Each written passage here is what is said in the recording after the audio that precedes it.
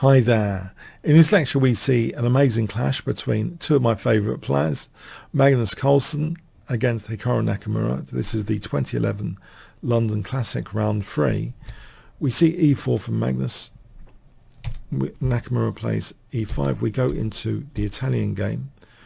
We have knight f6, so provoking knight g5, which is an absolute favourite move of especially players 0 to 1800. Knight g5 is a very direct attacking move, but technically d3 has a lot going for it. Engines seem to slightly prefer d3, the quieter approach, which now transposes back after bishop c5 into the gioco pianissimo, the quiet Italian game. Now we have c3, d6, and here there is the possibility actually sometimes of knight a5. The bishop can't escape that easily. I mean, there is a check though. But anyway, the bishop just goes to b3. If knight a5, we can put our bishop on c2. If we'd castled, we can consider a6, a4. This is going to follow a different Carlsen game, Carlsen against Anand, which is interesting. That is also possible. Okay, so anyway, let's get back to the game. Bishop b3. We have now a6, knight bd2, bishop a7.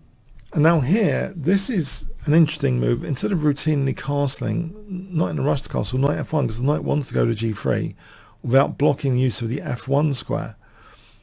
So this idea kind of dates back to at least Steinitz, the idea of playing this maneuver, then castling. If we'd castled, we have to then move the rook to be able to play knight f1. And we might want the rook on the f file. And in fact, in this game, the rook on the f file makes a big difference to things. It's a much more attacking game with the rook on the f file.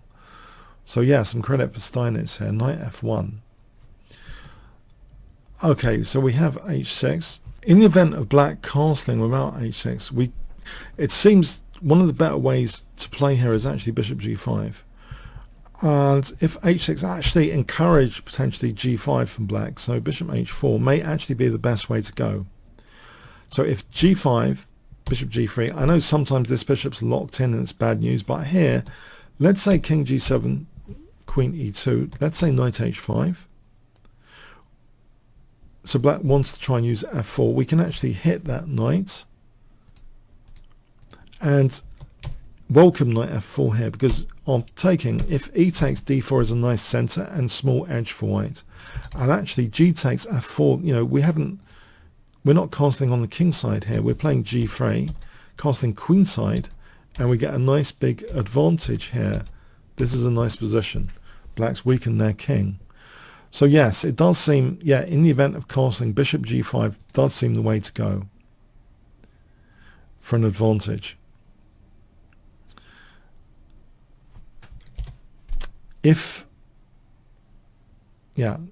And let's just check this again. So if the bishop just retreated here, bishop takes, f takes, it's just an even possession actually, it's not such a big deal.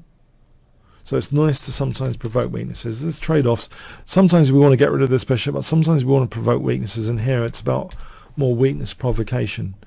Okay, so anyway, in the event, the game had h6, so Nakamura are kind of aware that this could be a useful pin with bishop g5, and he prevents that pin.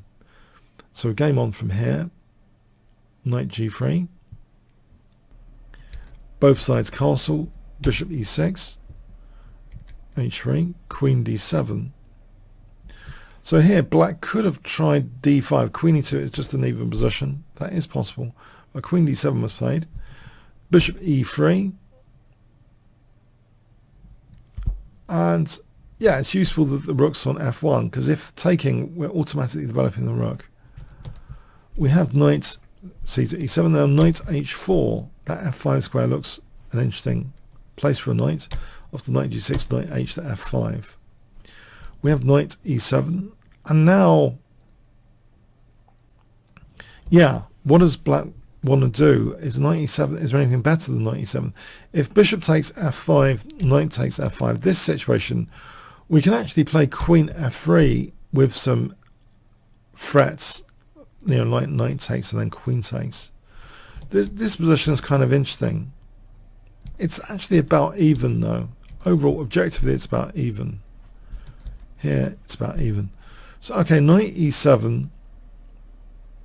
Some simplification is encouraged with knight e7. Magnus takes on e7, queen takes, and now takes on a7, rook takes. And now finally, we can use this rook at least. So what is this f-file, this semi-open f-file worth here? So bishop c2 is played. So not immediately opening up with f takes e5. This position is just going to be about equal objectively, although it does look quite frightening for black. Objectively, it should be about even. But bishop c2 was played. b5, queen d2, rook b7. So now a3. So black has got this structural attack plan of playing for b4. a5, rook f2. Meanwhile, white's trying to do something on the king side. So a takes, rook a to f1. B takes c3, B takes, and now E takes f4, rook takes f4. It looks as though actually immediately rook takes f6 is pretty tempting to consider for things like knight h5. So the knight actually goes out of the way. If rook b2, let's see actually, rook b2, rook takes f6, and actually we can actually play queen takes h6 here. And then if rook takes c2, knight h5, and we're actually threatening queen g7 checkmate. This is just desperate from black. And here we're going to checkmate. That's pretty dangerous stuff. And if king h8, rook takes f6, queen takes h6, same kind of outcome. Crushing. So the knight that gets out of the way, it's very necessary for the knight to get out of the way. d4, c takes, c takes. So you can see white's got this nice center 2-to-1. Black's got a pawn majority over here, but this center with that d5 to push the bishop could be useful later. Queen g5. If d5, we can take on d5 and then play knight f5. And here, this looks pretty dangerous. h4, rook b2. We have knight takes h6 check here as example. And you can see the reason why, I hope. If queen takes h6, guess what we play here? There's an unprotected piece here. We can take on h7 check and then take on b2, winning material. So yes, and if king h8, h takes, we're better here. So queen g5 looks like a useful pin. King h2, protecting the knight as well. Yeah, not just pinning the rook, but also it's a multi-purpose move. Hitting g3, pinning the rook on f4. We have now knight f6. So if rook c8, around this point, yeah, there are various moves for black which seem to lead to equality, like rook c8 or rook fb8. This would seem to lead to equality if black's very careful. This position, the knight pins g7. So here, this situation should be about even. Yeah, so for example, if rook f1, that is a tactical simplification because black's on c2 here. And this is about even. So anyway, knight f6 though was played. We have bishop d1. And now this is actually a mistake. This is a key mistake, rook fb8. Can you see why this is a key mistake? Black should have vacated h6 here with h5, giving the queen h6. So if h4, the queen, after knight g4 check, for example, this situation, knight g4 is a bad idea here because then bishop takes, queen takes h4 is pointless, bishop h3, losing material. But what black can do after h4 is play queen h6. The point is keeping that, maintaining that pin, and then say queen e1, then knight g4 check, and this is going to be fine for black. So yeah, h5 is an important move here, it seems.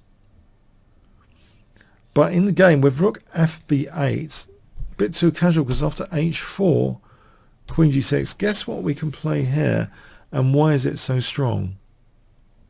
You might want to know the follow-up as well.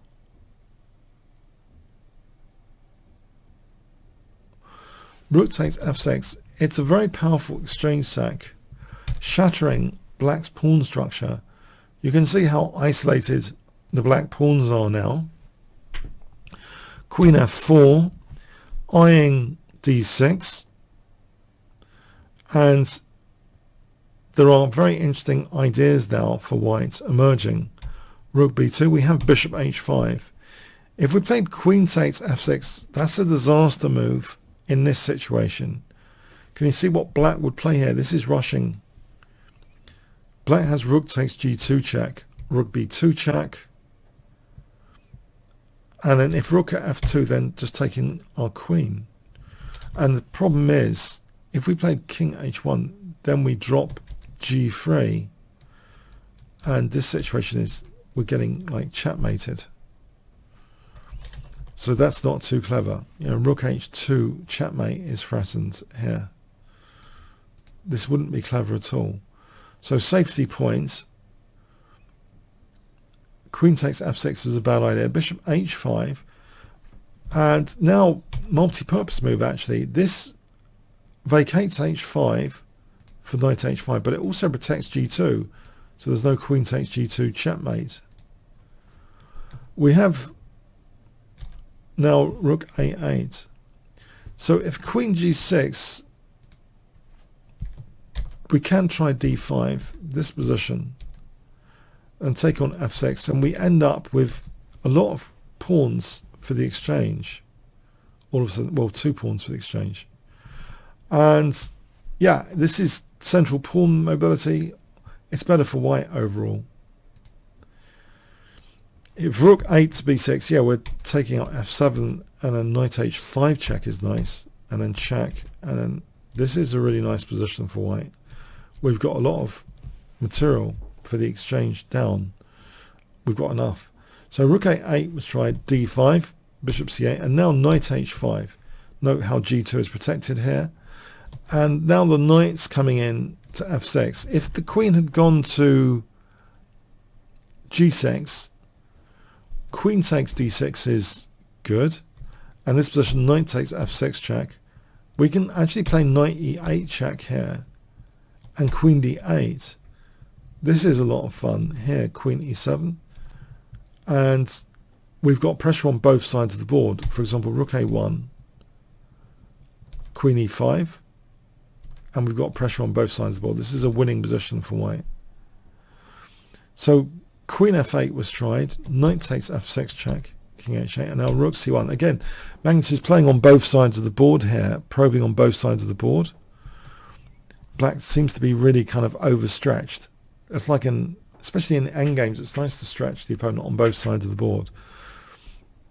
Okay, so some call it sometimes the principle of 2 weaknesses as well. The same kind of principle when we want to overstretch the opponent. If we played e5 immediately, this is also an interesting position. Knight e8 check, bishop e4 is possible here. It's a fun tactic. F takes, rook takes, f8 is checkmate there. Yeah, it's a fun tactic. And if bishop a6, rook takes f6, and this is better for white. So that's also, it does seem possible to play that. But rook c1, king g7, e5, d takes, and now knight h5 check. Queen takes e5 is also good. King h8, knight e8 check, f6. This position is also showing great compensation for the earlier exchange sack, and d6 opens up the bishop for bishop d5, and also we are skewing the rooks. So you know, this position, you know, we're winning material. So so knight h5 check though was played as an alternative move. Bishop e4 check, and now actually Nakamura resigned here. If king g8, we can play queen g3 check, queen takes e5 check, after f6 knight takes f6, and let's say this check now, rook f1 is a cute move, trying to get the queen away from g7. So if queen takes f1, queen g7 is checkmate. And this is just desperate. This would be just a desperate possession. What is black doing? Just losing material. d6, and we've got no problems. So yes, the game, yeah, ended earlier on move 41, bishop e4 check.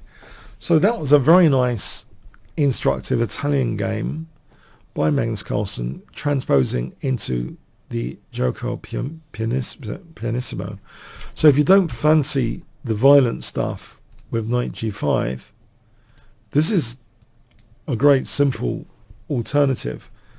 And then c3, sort of steering clear of forceful variations actually, this line. I personally do like it. Yeah, if you want to acquire a bit more of a positional taste, I do have my complete guide to positional chess for you to check out, with especially Adams teaches a lot about positional chess, often in a simpler way than Magnus, I would say. And Adams was a kind of one of the grandmasters helping in one of the key world championship matches. They have a similar kind of playing style. So yeah, this is like more of an acquired taste, this positional approach. The more tactical approach, knight g5, yeah, we covered that elsewhere in the course, but black does have this idea of knight a5 to sack a pawn. We covered that elsewhere. So yes, the nice quiet approach with d3, transposing back into Gioco Pianissimo.